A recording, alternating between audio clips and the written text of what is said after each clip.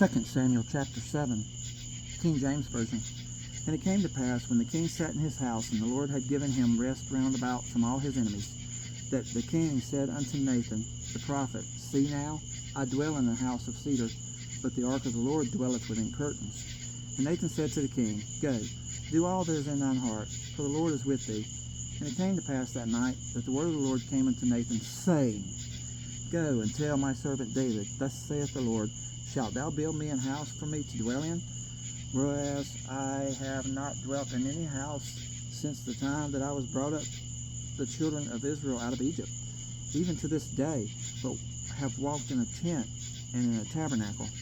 In all the places wherein I have walked with all the children of Israel, spake I a word that any of the tribes of Israel, whom I commanded to feed my people Israel, saying, Why build ye not me in the house of cedar?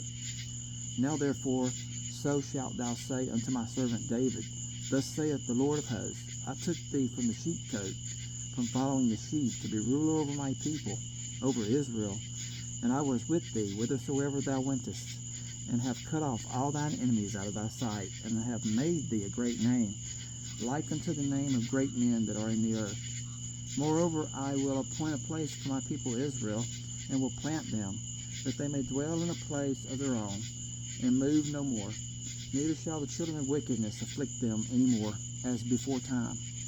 And as since the time that I commanded judges to be over my people Israel, and have caused thee to rest from all thine enemies, also the Lord telleth thee that he will make thee an house. And when thy days be fulfilled, and thou shalt sleep with thy fathers, I will set up thy seed after thee, which shall proceed out of thy bowels, and I will establish his kingdom. And he shall build an house for my name, and I will establish the throne of his kingdom forever. And I will be his father, and he shall be my son. If he commit iniquity, I will chasten him with the rod of men, and with the stripes of the children of men. But my mercy shall not depart away from him, as I took it from Saul, whom I put away before thee. And thine house and thy kingdom shall be established forever before thee. Thy throne shall be established forever. According to all these words, and according to all this vision, so did Nathan speak unto David. Then went King David in, and sat before the Lord, and he said, Who am I, O Lord God, and what is my house, that thou hast brought me hitherto? And this was yet a small thing in thy sight, O Lord God, but thou hast spoken also of thy servant's house for a great while to come. And is this the manner of man, O Lord God? And what can David say more unto thee? For thou, Lord God, knowest thy servant.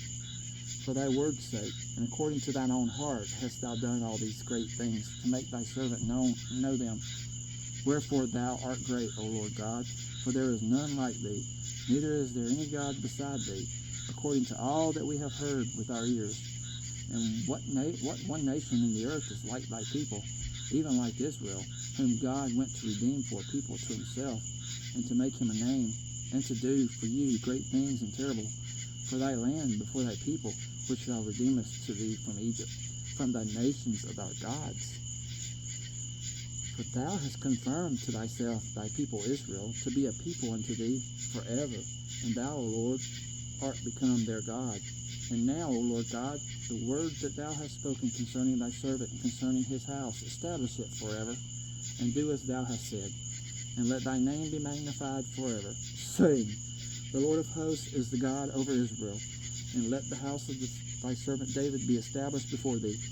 For thou, O Lord of hosts, God of Israel, hast revealed to thy servant, saying, I will build thee an house. Therefore hath thy servant found in his heart to pray this prayer unto thee. And now, O Lord God, thou art that God, and thy words be true, and thou hast promised this goodness unto thy servant. Therefore now let it please thee to bless the house of thy servant, that it may continue forever before thee. For thou, O Lord God, hast spoken it, and with thy blessing let the house of thy servant be blessed forever.